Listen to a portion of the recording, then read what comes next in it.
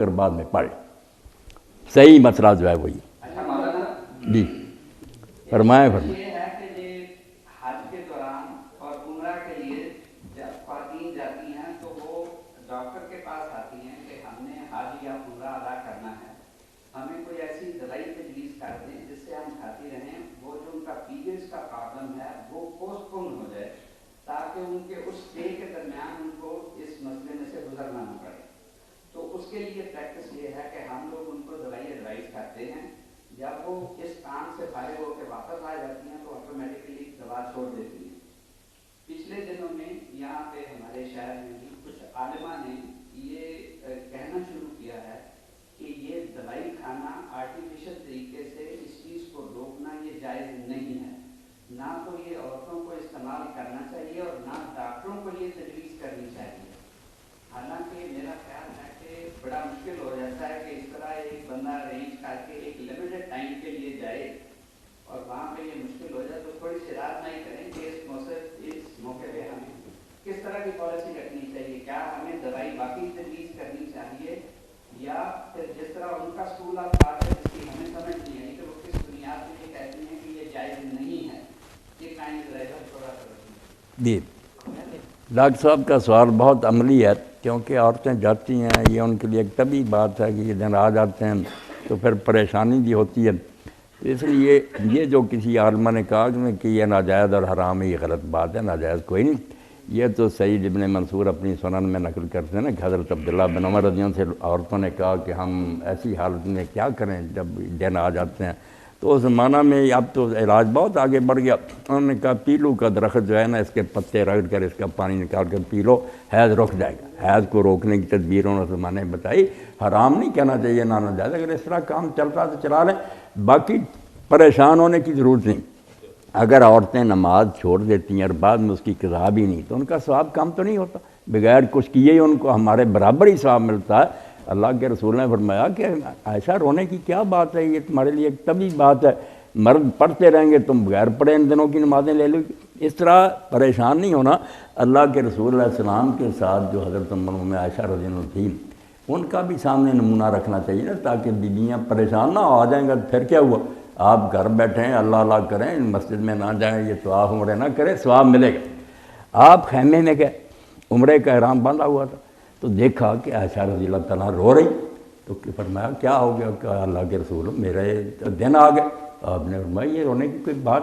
ہوا کی بیٹیوں کی قسمت میں اللہ نے لکھا ساری عورتوں کو ایسا ہوتا، تم مکہ جا کر اپنے مکان پر ٹھہرو، جب پاک ہو جاؤ گی نہا کر جا کر عمرہ کر لینا۔ مگر اللہ نے سارے مسئلے قیامت تک حل کرانے تھے نا، اگر وہ پاک ہو جاتی ہیں کر لیتے تو کئی بچیاں جو جاتی ہیں بالکل قریب ہی گئیں، اب وہ پاک نہیں ہوئی، ادھر حج کا دن آ گیا جانے کا۔ ان کو ایسا ہی ہوا کہ 4 ذی الحج کو پہنچے آپ مکہ میں، مگر وہ پاک نہ ہوئی، 8 کو منا کو آپ روانہ ہو گئے، تو آپ نے فرمایا تو عمرہ چھوڑ، غسل کر کے نئے سرے سے حج کا لبیک پکار، حج کے لیے لے گئے، کیونکہ حج تو باہر کی منانا منا میدان ہے، عرفات، نماز نہیں پڑھنی، جانا ذکر اذکار کرنے سارے۔ تو پھر جب تم پاک ہوگی تو جب بعد میں حج کے آپ نے کہا کہ تجھے ضرورت تو کوئی نہیں، چلو ایک سنت کی بات عمرہ رہ گیا تو خیر ہے، فرض تو ہو گیا۔ انہوں نے کہا اللہ کے رسول اللہ علیہ وسلم میرے ساتھ جو سوکنے نا میری دوسری بیویاں آپ کی، ان کا حج بھی ہوا تو عمرہ بھی ہوا، میرا ہوا صرف عمرہ حج، اس لیے میں عمرے سے محروم رہ گئی۔ تو آپ نے ان کے بھائی کو بھیجا ساتھ عبد الرحمن بن ابی بکر رضی اللہ عنہ کو، وہ لے گئے مقام تنعیم سے، وہاں پھر احرام باندھا اور آ کر اپنا عمرہ کر لیا، پھر حضور کے ساتھ روانہ ہوگی۔ طریقے سارے بتا دیے گئے ہیں، اگر رکنا پڑ جائے تو ان کی مرضی کے بغیر اللہ کی طرف سے ثواب پورا ملتا رہے گا، ذکر اذکار کریں۔ ایک مصیبت بنتی ہے کہ جو حج طواف زیارت ہے نا، اس کے بغیر گزارا نہیں ہوتا۔ باقی آخری طواف بھی حضور نے معاف کر دیا کہ اگر عورتوں کا ایسا حال ہو جائے تو طواف الوداع معاف ہے، طواف الوداع کی کوئی ضرورت نہیں، چلی گئی۔ اور اس بارے میں جیسے بات ہو رہی تھی سنتوں کی، ذہن کلیئر کرنے کے لیے کہ سپریم لا حضور کا فرمان ہے، کسی کی نہیں چلتی اس کے آگے، کہ مدینہ شریف کے لوگ آئے، انہوں نے حضرت ابن عباس رضی اللہ عنہ سے پوچھا کہ جس عورت کو ایسے دن آ جائیں، باقی سب کچھ نے کر لیا تھا، چلنے کے وقت طواف الوداع رہتا تھا، انہوں نے کہا معاف ہے چلی جائے۔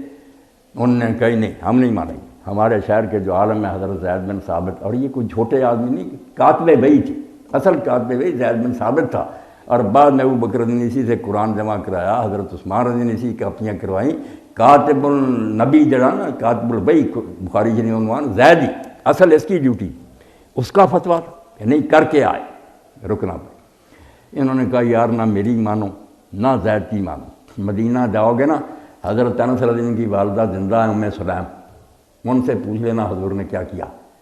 پھر مسئلہ حل ہوگا۔ جب گئے انہوں نے پوچھا تو ام سلیم نے کہا ابن عباس سچا، زید کا فتویٰ نہیں ٹھیک، حضور نے ہمیں معافی دے دی ہے کہ بغیر طواف الوداع کی ہم آ سکتی۔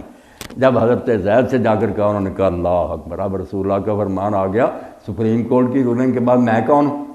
فیصلہ ہو گیا۔ تو یہ ذہن رکھنا چاہیے، گروہ کی بات پر جمے رہیں تو آپ دیکھیں گے قیامت کے دن امام ابو حنیفہ مالک صاحب جان چھڑا لیں گے کہ اللہ کے بندو ہم نبی تھے، ہم عالم تھے، اپنی کوشش کی تھی، اگر تمہیں پتہ چل گیا تھا کہ حضور نے یہ فرمایا تم ہماری باتوں پر جمے رہے، ہمیں بدنام کرتے رہے، کوئی امام ذمہ دار نہیں ہوگا، وہ حضور کے خادم ہیں، دین انہوں نے بتایا وہ ہمارے سر کے تاج ہے، مگر فیصلہ حضور کا چلے۔